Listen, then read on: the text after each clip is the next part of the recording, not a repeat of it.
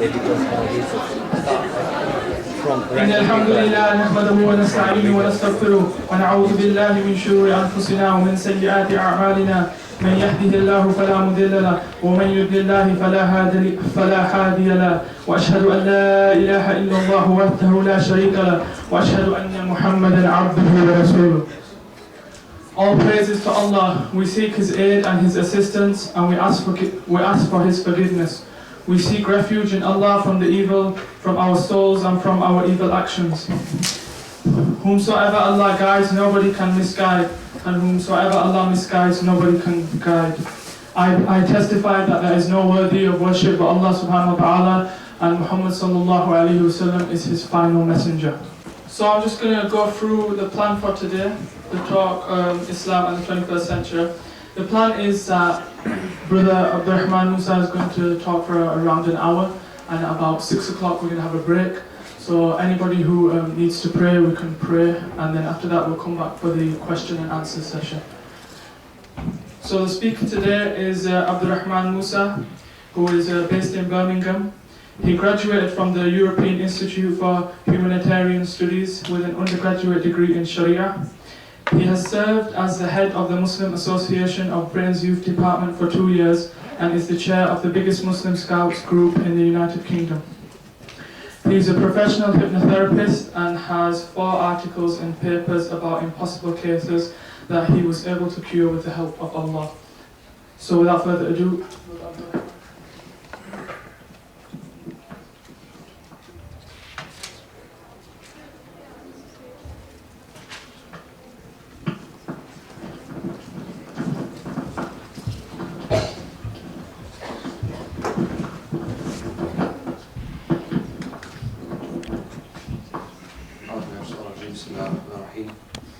والسلام على سيد المرسلين سيدنا محمد وعلى آله وأصحابه أجمعين. أشهد أن لا إله إلا الله أشهد أن محمدا عبده ورسوله. يا رب لك الحمد كما ينبغي لجلال وجهك وعظيم سلطانك. رضيت بالله ربا وبالإسلام دينا وبمحمد صلى الله عليه وسلم نبيا ورسولا. I bear witness there is no God but Allah. Muhammad is His final messenger, and I am content and ecstatic that Islam is my religion. Amma ba'd. So I was asked to talk about Islam in the 21st century. Is Islam barbaric? Is it retarded? Is it outdated? Does it, how does it fit into what we believe these days? And I think it was last year, or maybe just over a year ago, I was at Hull University and I was talking to the law department about Sharia. And it was one of the most exciting experiences of my life, because you're talking to people who specialize in law about Islamic law. Basically, I decided from then, and the decision remains till this day, that we're going to be as transparent as possible. So we're going to jump into all the difficult questions and everything like that. I'm going to talk about them before you do. And then if you think that it needs more explanation, if you have other questions, feel free to ask those questions, inshallah. So when you think about Islam and we say that it's, or not we, but it is said that it's barbaric, what comes to mind? Cutting off hands, stoning people, flogging them, jizya, right, having to pay jizya, etc. So what we're going to do is go through all of these things, because what usually happens is that when you ask someone to speak about Islam in the 21st century, they come talk to you about everything that is nice. Right?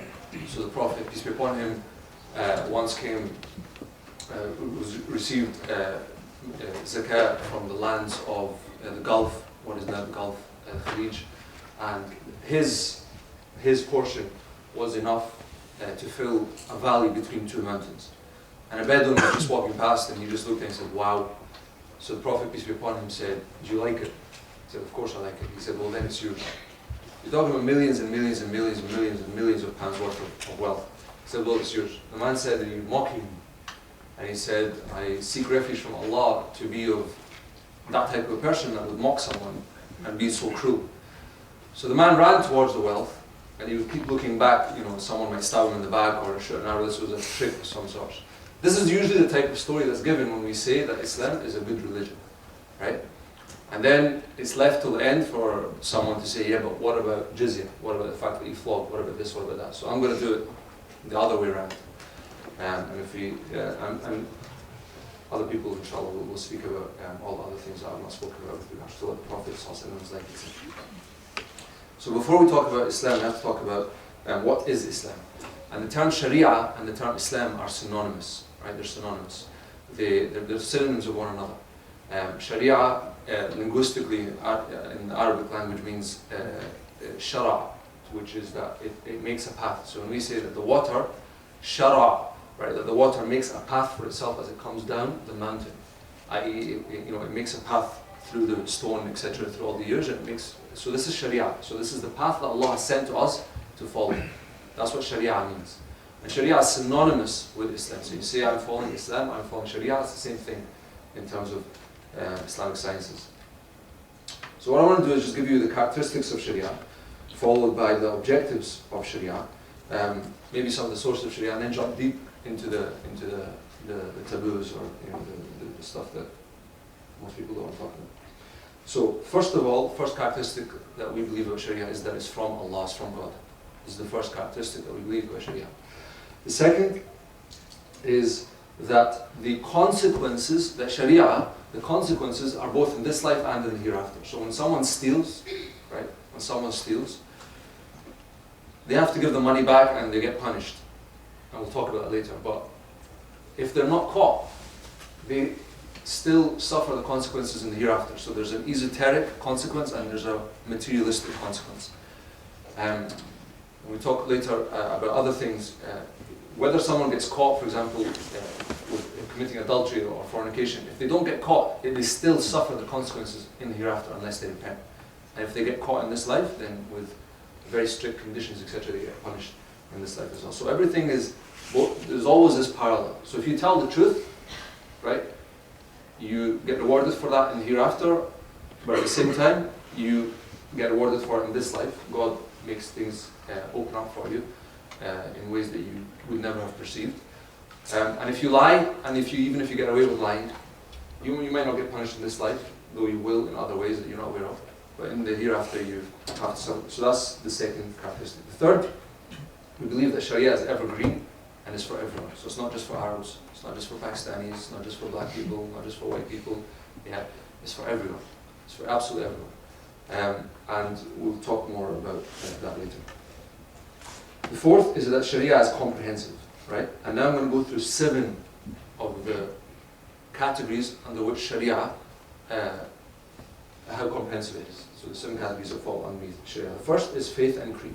Faith and creed.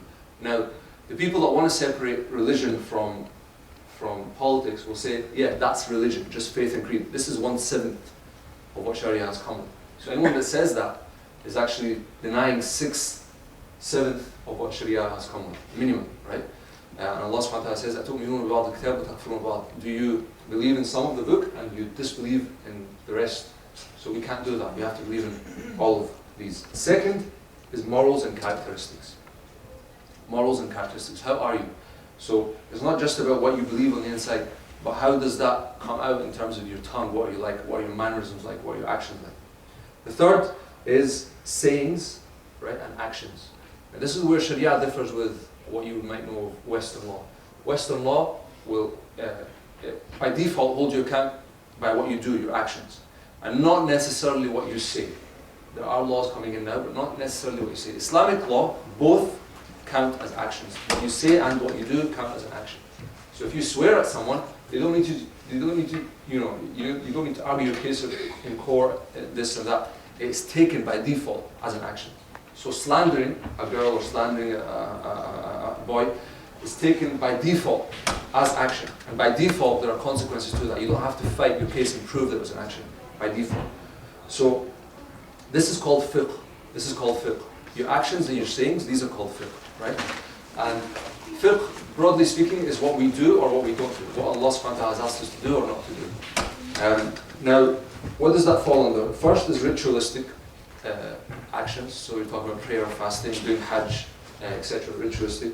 The second are dealings, money dealings, right? Marriage, divorce, ownership. All of these dealings Okay? And underneath the dealings, you have family rulings, you have individuals with other individuals, and you have rulings about governance, ownership, etc. The fourth category within the comprehensiveness of Islam is dealings with non-Muslims. Right? So up till now is dealings with Muslims one another. Then there's another category of how do we deal with non-Muslims. Then there's a fifth one, how does a Muslim nation or a Muslim state deal with a non-Muslim nation, a non-Muslim state. The sixth is governance and rights of the state. Okay? Governance and rights of the state. And our rights from the state as well. So what are the state's obligations towards us, and what should they expect of us as well. And the seventh is what is classed as here criminal law. Right? I use that term and it always makes me laugh because I don't think law should be criminal, but there's a lot of criminal law going around. So what we're talking about here is consequences where someone is going to be punished, specifically stated, i.e. that he does or she does such and such, and the punishment for that is written in text in the Quran or in the Sunnah. So we're not talking about what a leader could do, for example. So a lecturer, if someone comes in late, he could tell them, get the hell out of my class, right?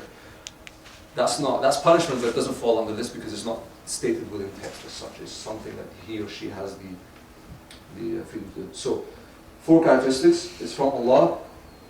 Consequences are in this life and in the hereafter. The third is that Sharia is evergreen and for everyone. The fourth is Sharia is comprehensive. Within the comprehensiveness of Sharia, you have 7 things. There is faith and creed. Second is morals and character. Third, sayings and actions, fiqh.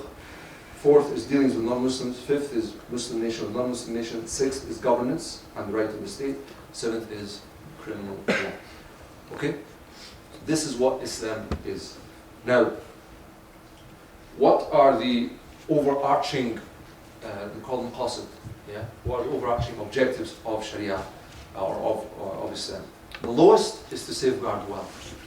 The lowest is to safeguard wealth. So this whole system is put into place to safeguard wealth, right? When I say lowest, that doesn't mean that we just give it up like that. No, I mean this is the least importance out of the 5 things that I'm going to mention, but it's really important. Is that we safeguard wealth, and this is actually done. So usually, for example, in Islam, it's prohibited. Why? Because you're not safeguarding wealth. I'm giving you £2 and I'm expecting £3 back. That's not safeguarding wealth. Today, we don't even know what wealth means. It's just numbers, electronics running around. We don't know what it is. It's not safeguarded anymore. Someone can run away with 2,000 people's pensions and have it stored, and you have to go through 20 years of law and courts and whatnot in order for you just to say, yes, I have the right to. And you might have squandered it by then. Right? So it's not actually, it's not safeguarded as such, whereas Islam will safeguard it to the extent that you could have your hand cut off for stealing. Right? And I'll go through the conditions. That's how seriously we take wealth. So actually, Islam is very, very, very, very, very capitalistic, yeah, from one point of view, and at the same time, it's very, very, very social, right? It's both extremes at the same time, and you might see that through what we're going to say. So that's the first thing. That's the lowest of the 5 objectives. The fourth is that we safeguard the mind. We safeguard the mind, which is why alcohol is prohibited. We're not allowed to drink. Why? Because it makes the mind, it loses the mind. Drugs, exactly the same thing. Anything that would be, so for example, the media spreading lies about this and that could fall under delusion, creating, making people weak in their mind, dumbing them down, right? So we safeguard the mind. The third is that we safeguard honor and lineage. Honor and lineage, right? It is the right of a son to know who his father is. It is the right of a daughter to know who her father is. The Scots have this joke where, I can't remember, someone told me this, I can't remember the exact context, but he's saying, yeah, well, you always know who your mum is, right? Because that's who you came out of, right? You might not know who your dad is, but you know who your mum is, right? But in Islam, we believe that everyone has rights. It's to the extent that when the Prophet, peace be upon him, adopted Zayd ibn Haritha, it was the common practice amongst the Arabs that when you adopt someone, you give them your surname. But then Allah sent down verses to say no.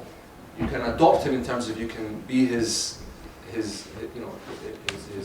guardian, but you have to give him his father's surname, because the lineage has to, it's got nothing to do with who's spending the money, right? It's actual lineage.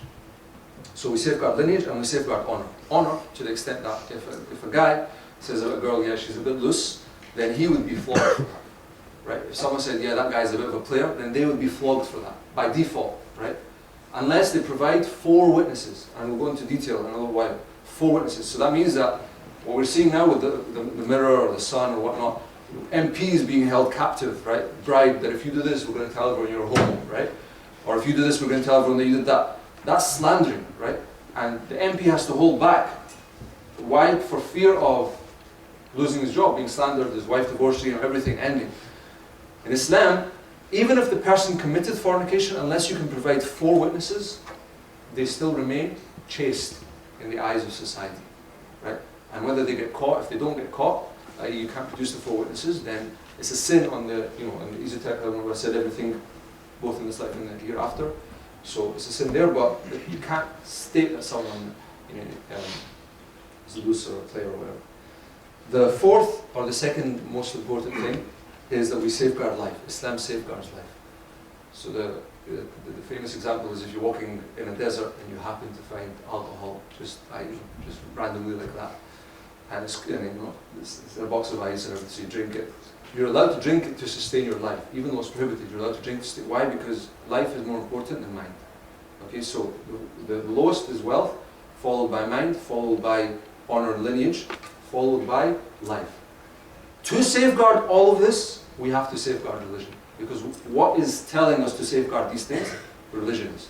So the Sharia, what Allah subhanahu wa ta'ala said to us, teaches us to safeguard these 4 things, and that's why religion is at the top. Now some scholars dispute whether religion is at the top or whether life is at the top. And I'm just mentioning that because a lot of people think Islam is dogmatic, right? It's one of these dogmatic religions or ideologies or anything that you ever come across, to the extent that there is contention amongst the scholars as to when your prayer finishes. When does your prayer finish? Does it finish after you do the Shahada, Shahadu la ilaha illallah, Shahadu Rasulullah, or does it finish after you do one, Assalamu alaikum to the right? Do you then have to do it to the left? There's contention amongst that. When does it actually pray? Meaning that, I think it's the Shafi'is, they believe no, the second you've done Shahada, if you get up, that's it, you don't need to pray again. But other schools will say no, if you don't say Salam, you have to redo because your prayer isn't complete. Even prayer, there's contention as to when prayer ends, right? So anyone that says it's dogmatic is ignorant or being, intentionally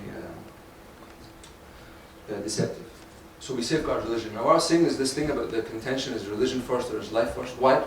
Because in Islam you're allowed to say, okay, I'm not a Muslim if someone's got a gun to your head and they're about to kill you. You're allowed to do that. So they say, well, that's proof that actually life is greater than religion. The truth is that life is greater than religion in the individual case. But when it comes to a whole society, right, religion is more important than so for example, when the Muslims in Spain or in Russia, when Islam was being attacked, all of them had to go underground, right? They all had to go underground, and it was actually forbidden for masses of Muslims to get up and say, no, we're Muslims. Why? Because it would mean extermination instantly. And if they were all exterminated, then the religion would be lost in Russia. Yeah. So that's why the fatwa was that they should go underground to preserve the religion in Russia, and then when times, when it was easier, come back up again. So the true, or the better, the stronger opinion is that religion, then life, honor, lineage, then mind, then life. Is that understood? Does anyone have any questions after that? So these are the objectives of Sharia. This is why we pray. This is why alcohol is prohibited. This is why a woman has to wear hijab. This is why a guy has to wear hijab. This is why we're not allowed usually. All of these things fall under these 5 broad objectives of Sharia. Sources of Sharia, and this is important because if you study these sources, then you can look in and derive your own rulings, or look at the rulings that were derived before and put them contextually into play in an appropriate manner. So the first is the Quran and the Sunnah. The primary sources are the Quran and the Sunnah. Everything that comes from the Quran, everything that comes from the Sunnah is legislation. We then derive legislation from them. We derive the rulings from them, but they're legislation, they're the scripts that we get everything from. The secondary are ijma' and qiyas. Ijma' is when all of the scholars agree on one matter.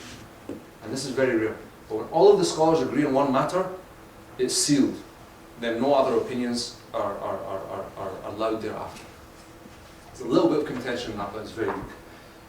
And the other one, this other secondary, is qiyas. Qiyas is when linguistically means measuring. Right? So, but it's not a physical measuring. So when we say alcohol is prohibited, why is it prohibited? Because it clouds the mind.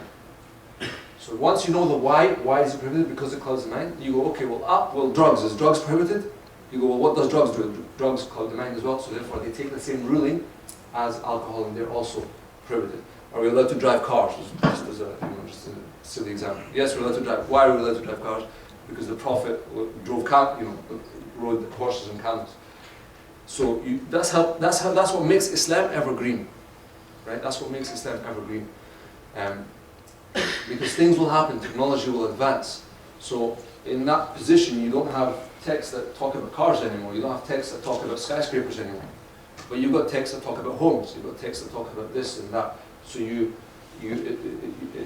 using metaphor, you say this is like this because, and so therefore you apply the same ruling to it.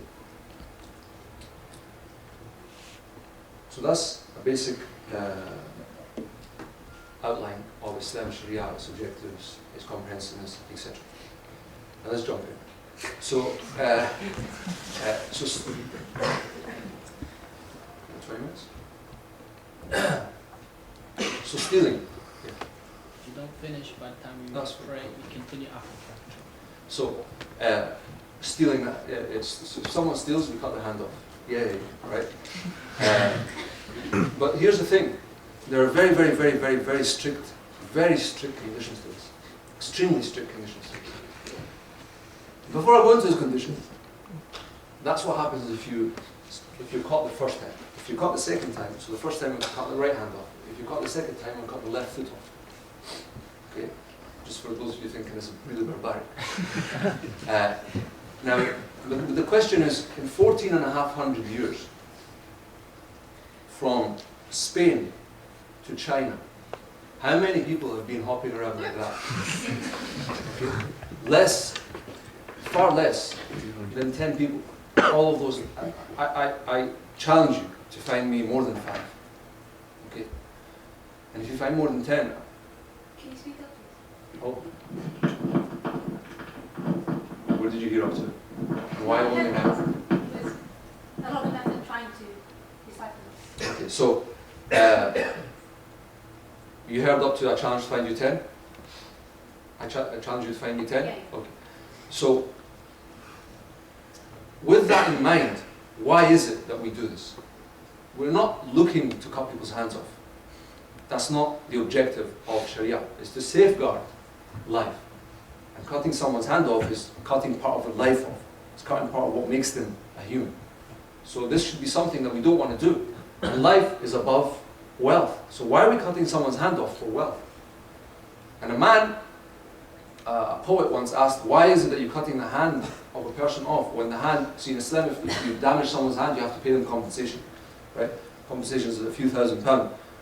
But we'll cut their hand off if they're above the poverty line. And the poverty line isn't a couple of £1,000s. So he's saying, it's not like for like, why are you doing it? So why do we cut their hands off? This is a good question. Now before I go on, when you go to somewhere like Saudi Arabia, and you see a family of, I'm an Arab, I'm from Egypt, so what I'm about to say is, it's like black people making fun of black people. You see a bunch of fat Arabs walking out of a car, they leave the ignition on, the windows are down, and they'll go into the restaurant and they'll eat for an hour and a half, because they're fat. And they'll come back out and the car is still there. Now part of the conditions for a person's hand to be cut off is as follows. That the wealth that is taken, that is stolen, has to be put in a place where due diligence was taken. So a woman's jewelry, if she puts her jewelry on the windowsill and someone walks past and breaks in and takes the jewelry, they have to return it, but we don't cut their hand off. Because the jewelry was not stored somewhere where it should be, where something of that value should be stored. It should be stored in a safe or underneath the bed or in the bedroom somewhere hidden. If you put it in, then you've not taken due diligence. The Saudi family that left the car open like that, that's not due diligence. They've even left the engine on. If the person took the car and you know, they couldn't, the hand wouldn't be stolen. Why? Because they didn't take due diligence. They'd have to return the car, and if they damaged it, they'd have to pay for that. But the due diligence wasn't taken. So that's the first condition. The second, it has to be done in secret. The thief has to steal in secret, not in public. So a pickpocket will not have his hand cut off, because it's done in public. It's not done in secret.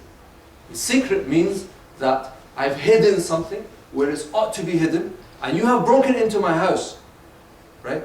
You have broken into the sanctity of my home, and you have taken the time to find this thing, and you've taken it. If any of you have ever had anyone break into your house, right? Or even, I remember my mom was sitting in a car and she had her window and someone came, stole her bag. She's an Arab woman, so she ran after him. Right? But I don't know what she was going to do when she found me. But he ran away. Now, for 3 weeks thereafter, I was running around, driving around the area, looking for someone of those characteristics. Because what it does to you on an emotional, psychological level isn't very good. If you've ever had someone break into your house, you know, people will cry for weeks thereafter because they've broken into the sanctity of your home, right? I had someone attempt to break into my house, and I left a little note next to where it was they were chipping away so that they could put a credit card or a knife and open it. And I wrote, "I know what you're trying to do, please stop," right? And then they stopped because obviously they were trying to do it in hiding, in secret. But I slept with a knife underneath my bed. I've got my son, my wife, and someone walks in like that, I'm half asleep. I don't want to stab anyone, but I want to see that I've got a knife and then hopefully they'll run away. Do you understand? What it does to your psyche is not a nice thing. So they're not just breaking the peace, they're molesting the peace, right? They're going out of their way to spread chaos and havoc within society. Now in this society where someone has his hand chopped off for doing so, these fat Arabs can leave their car open and not worry about it. It goes further than that. I heard a friend of mine, my brother-in-law actually, he works in Qatar. When I was paying over I was paying over the counter for coffee or something. He says, "You know what we do in Qatar? We give them the card and we give them our PIN number. And we sit down and they come with our card. And they don't use the PIN number thereafter." I just looked at him and I said, "That's retarded." Due diligence, mate. He goes, "But no one does it." You know why? Because the thief has to think, is that car worth more than my hand? And when the thief thinks, is that car worth more than my hand, the thief counterintuitively values himself. It actually makes him realize how much of a human he is. And it makes him value other humans. One of the other conditions is that they have to be above the line of poverty. If they're poor and they're stealing to live, to feed their family, then we don't cut their hand off. We don't even punish them. They have to pay back what it is. But the state is the one that's transgressing against its people. Right? They're putting someone in a position when he has to go and steal. Now, yes, in the Day of Judgment, is it a sin? Yes, he stole, right? And he will be accounted for that. And how much depends upon how much he needed, etc., etc., and whether he really needed to or not, and whatnot. But the hand isn't cut off. So you can see how, actually, it's not barbaric at all. Now, when we compare this to, I'm from Birmingham, so we compare 14,500 years, right? Not 1 year. 14,500 years. From Spain to China. How many repeat offenders? Right? Compare that with Birmingham. Not 14,500 years, 1 year. How many repeat offenders? Do you understand? So, actually, very few people are going to walk about with a leg missing or a foot missing because they stole. Very few people are going to walk about with a hand missing.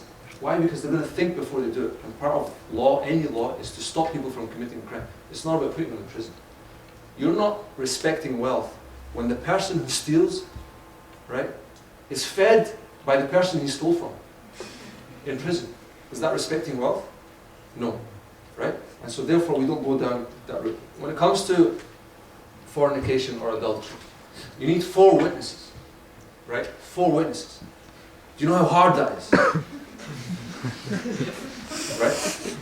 Now, the Formula 1 guy that was disgraced for having group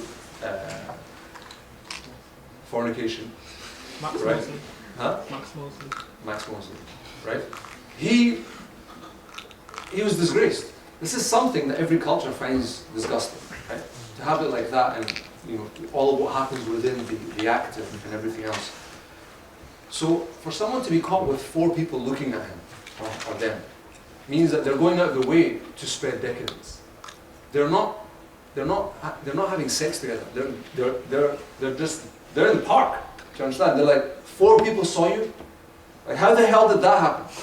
You're supposed to do it behind closed doors. Fine, then it's your problem. Same thing with homosexuality. Behind closed doors, fine, it's your problem. But now that it's out in the street, that goes against my human rights. Why should I have to look down from a billboard? Why should I have to look away? Right? I have as much right to that piece of space as you do. Why should I have to look away? Right?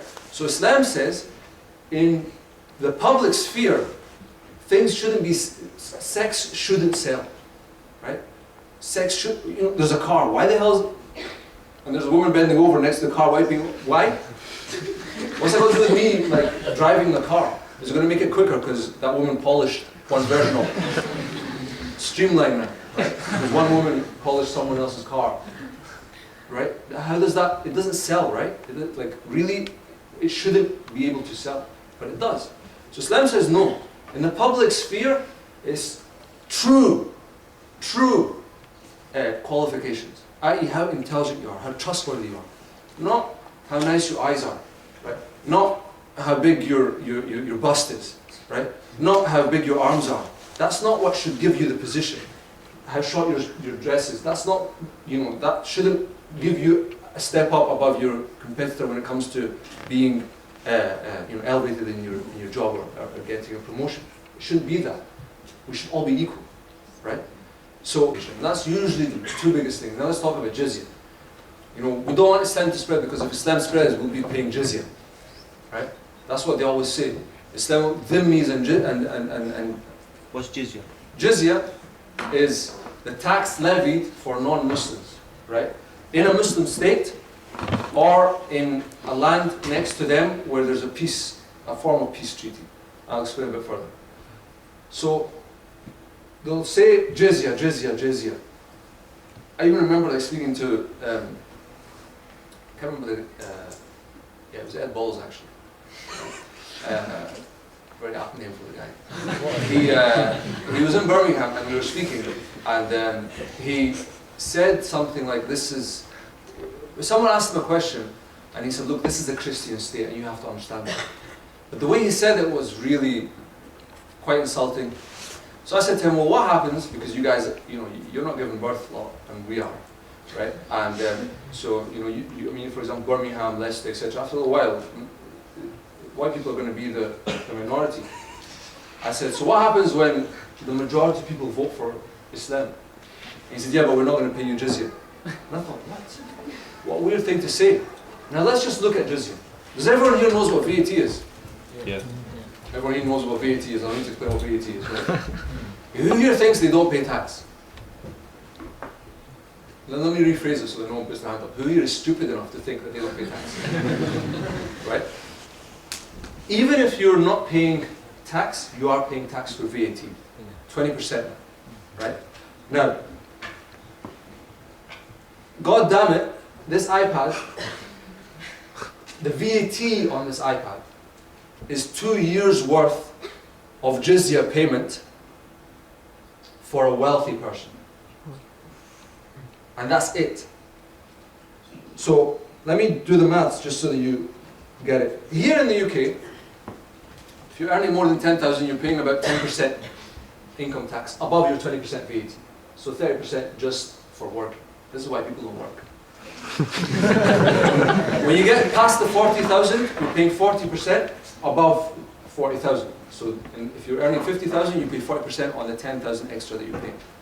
So based upon that, I'm going to kind of do a calculation. If we say that the craft, because there's debate upon this, and I'll be very transparent with you. Some people, some of the ulama have said that there are three levels for people that pay jizya. Just like here we have 4 levels, 10,000, 20,000, whatever, 40. So they said you have the craftsmen and the workers, the low-paid people. Then you have the moderately And then you have the very wealthy. Very wealthy. So I'm going to say that the very wealthy are earning more than £40,000, right? Which is not, that's the joke really, because £40,000 isn't very, very wealthy. To me that's semi-moderate, right? But let's just say it's wealthy. And now, if you're earning £10,000, how much jizya do you have to pay? You have to pay £13.56. A day? A month? A week? A fortnight? A month? A quarter? Every 6 months? A year? Okay? If you're moderately wealthy, i.e. you're earning 30,000, how much tax, jizya, whatever you want to call it, do you have to pay? £27.12 a year. Jizya any day for me. Right? I'll be a dhimmi, right? Whatever you want, right? Call me whatever you want. To give you £27 tax a year? Yes. Yes. Come rule me any day. Right? £54.24 if you're earning 40,000. Right? What does this come to in terms of percentage? Well, if you're earning 40,000, you're paying 0.13%. Zakah is 2.5%. So the non-Muslim is paying less than the Muslim. Right? The non-Muslim is paying less than the Muslim. Now some, just to be transparent, some jurists have said, no, the wealthy ones should pay twice as much as zakah. And they've given the reasons for that. They said, because we have to go to war. Part of this jizya is that the people paying jizya don't join the army. We have to fight on their behalf. That's what they're paying us for. They pay £50 so that we can fight on their behalf. Right? Do you understand? £50 so that we can fight on their behalf. Right? If they're earning £2 million, they pay me £50 and we fight on their behalf. Right? That's ridiculously, that's like 200 for one sale. Right? It's cheap as hell. Right? So they said, so they should pay us 2.5. We're paying 2.5, they should pay 5% for the very rich ones. Now I'm paying zakat. You have to be more, currently it's about £850, that's the threshold, right? Roughly. And it goes up and down according to the price of gold. So above that, so say I've got 10,000 saving. It's not how much you earn by the way, it's how much you save after 1 year. So I've got £10,000 after 1 year of saving. 2.5% of that is how much? It's £50 for each £1,000. Right, so what? That's 50. That's about £500 for 10,000. Right, so it's 2.5%. It's very cheap. I'll pay that any day, compared to 10% minimum ban for tax here.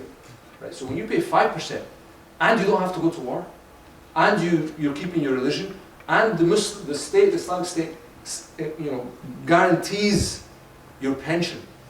Omar, the second caliph, was walking and he saw a Jewish man begging. Right? And he was old. And he said, why are you begging? He said, I don't have any children. He said, but haven't you paid us jizya? He said, yes. He said, so why are you begging? We go to the treasury and ask for the money that this is your pension. Right? So they're paying £50 a year. Do you think we're going to give them £50 a year back for a pension? This isn't like David Cameron, do you know what I mean? Like, everything's going down. It's not like that. You have to live. We have to feed them. Dhimmi means fidhim, right? Means that he is in your neck. Not the other way around. Meaning the responsibility for this non-Muslim in your state is on your neck, not the other way around. Now all of what I've talked about now, Sharia, etc., we don't implement this in non-Muslim countries. So no one come here and start chopping hands. In fact, even in Muslim countries, you can't do that unless you're a judge. Or you've been delegated. So the Khalifa or the leader delegates the judge, and the judge delegates who he wants. And that's it. All these people in Somalia now, killing people for having fornicated, and they don't even have 4 witnesses. Every one of them needs to pay blood money at the very least. And some of them owe their lives. Right? Because it's intentional murder. Right? It's intentional murder. So you've got 15 people stoning a woman to death without the proper authority to do so. 15 people need to die. Because those 15 people are murderers. Those 15 people are murderers. Do you understand? So we don't take things lightly like that. In Islam, an eye for an eye. If someone kills, and one of the things is some countries still have the death penalty, UK doesn't. But it's not nice to know that the guy who you just killed and he's walking around like that. And in Islam, what are the conditions for killing someone? What are the conditions? Everyone in the immediate family, i.e. everyone that inherits from the deceased, has to agree to kill him. To the extent that if the father dies and the mother is pregnant, we have to wait till the mother gives birth until the boy or the girl grows and is of an age of legal consent for him to say, yes, I too want him to die. If one person says no, then the person lives. But he has to pay blood money, and it's quite hefty. Right? And the family can say, we forgive you for the blood money as well. That's if it's intentional. If it was by mistake, it's less. We don't kill him because it was by mistake. He just has to pay blood money. Why? Because life doesn't go like that. Today you have companies, drug companies. This is no conspiracy, Steve. This isn't conspiracy. I think this is pretty well documented. You know, they will make you ill in order for you to buy from. This is all going against human life. This is all going against human life. So I'm not the one to tell you whether Islam is for the 21st century. I'm not the one to do that. But if you look at history, how much the Persians were charging their own people tax. You look at the Romans, how much the Romans were charging their own people tax. You look at the UK and the Lord system. It was slavery, right? After we pray, we'll talk about slavery, right? We'll talk about slavery. You look and you compare, they were paying through the nose, right? We're paying through the nose here. Really, we are. Why do people go to Qatar to work for a few years and then come back and buy their house? Because you're paying through the nose. Whereas over there, you're not, right? So remember to talk to you about tax. The tax is forbidden in a Muslim state above